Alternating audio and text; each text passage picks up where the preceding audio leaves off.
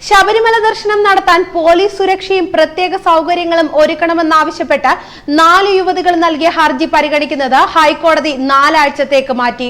കണ്ണൂർ സ്വദേശിനികളായ രേഷ്മ നിശാന്ത്, ഷനില സജീഷ്, സൂര്യ, ധന്യ എന്നിവരാണ് ഹൈക്കോടതിയെ സമീപിച്ചത്. യുവതീ പ്രവേശനം സംബന്ധിച്ച നിരീക്ഷക സമിതി റിപ്പോർട്ടിന്റെ പകർപ്പ് രേഷ്മയ്ക്ക് കൈമാറാൻ കോടതി നിർദ്ദേശിച്ചു.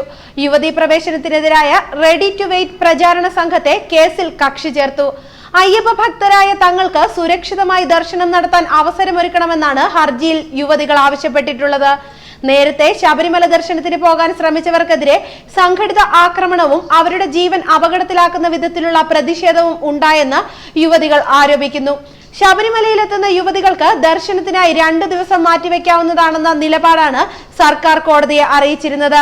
യുവതികൾക്ക് ശബരിമലയിൽ പോകാനുള്ള ഭരണഘടനാപരമായ അവകാശം പോലെ സുരക്ഷയും പ്രധാനപ്പെട്ടതാണെന്നായിരുന്നു കോടതിയും അറിയിച്ചിരുന്നത്. യുവതികൾക്ക് ശബരിമലയിൽ പോകാനുള്ള ഭരണഘടനാപരമായ അവകാശം പോലെ സുരക്ഷയും പ്രധാനപ്പെട്ടതാണെന്ന് കോടതിയും അറിയിച്ചിരുന്നു.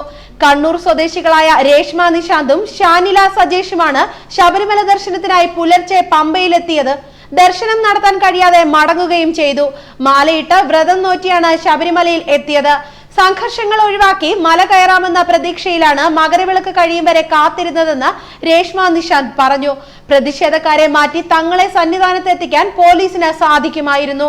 എന്നാൽ പോലീസ് നിർബന്ധിച്ച് മലയിറക്കുകയായിരുന്നുവെന്ന് രേഷ്മ നിശാന്ത് ആരോപിച്ചു. 103 ദിവസത്തോളമായി വ്രതം നോറ്റ് കഴിയുകയാണ്. തിരിച്ച് കുടുംബജീവിതത്തിലേക്ക് കടക്കണമെങ്കിൽ മാലയഴിക്കണം. അയ്യപ്പ ദർശനം നടത്താതെ മാലയഴിക്കാൻ കഴിയുന്നത് എങ്ങനെയാണെന്ന് വിശ്വാസികൾ പറഞ്ഞു തരണമെന്നും രേഷ്മ നിശാന്ത് ആവശ്യപ്പെട്ടു. 3.25 മണിക്കൂറോളം നേരമാണ് ഇവർക്ക് പ്രതിഷേധത്തെ തുടർന്ന് നീലിമലയിൽ നിൽക്കേണ്ടി വന്നത്. ന്യൂസ് ഡെസ്ക് മലയാളി വാർത്ത.